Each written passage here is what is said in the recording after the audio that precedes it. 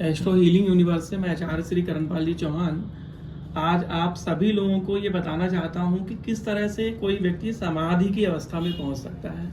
तो समाधि जो होती है, समाधि का मतलब समाधि कह लो, मोक्ष कह लो, या किसी भी तरह के समदृष्टा परमहंस की जो पोजीशन होती है वो कोई व्यक्ति कैसे पहुँच सकता है। आप लोगों को बता दें, सबसे पहला जो चक्र हमारा है वो मूलाधार चक्र है।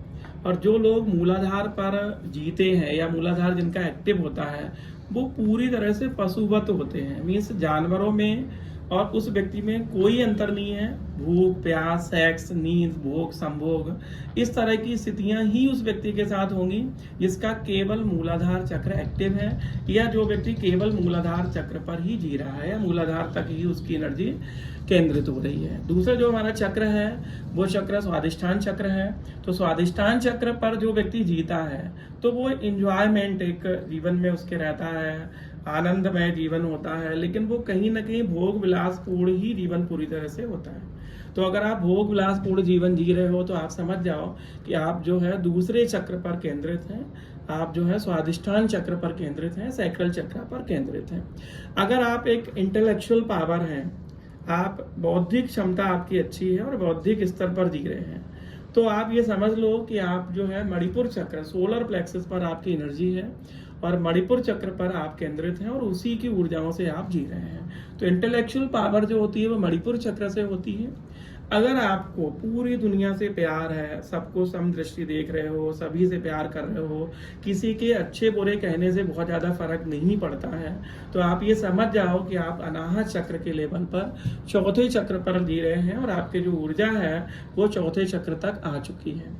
अगर आप अपनी वाणी सिद्ध है, मीन्स आप जो शब्द बोलते हैं उन शब्दों की वैल्यू जो है वो प्रकृति करती है। जैसे आपने किसी को अच्छे शब्द बोल दिए तो उसके साथ अच्छा हो गया, किसी को दुआएं दे दी तो उसके साथ बुरा हो गया। तो आप समझ जाओ कि आपका विशुद्धि चक्र एक्टिव है। जैसे संत पुरुष जो होते हैं उनको उन्होंने श्राप दे दिया किसी को तो वो श्राप सिद्ध हो जाता है, तो उनका विशुद्धि चक्र एक्टिव है।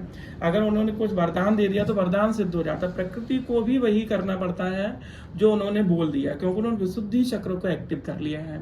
चौथा चक्र जो हमारा आज्ञा चक्र है, वहां से इंट्यूशन पावर बहुत तेज हो जाती है। पूरे ब्रह्मांड की किसी भी तरह की चीजों को हम दिव्य दृष्टि के द्वारा देख सकते हैं।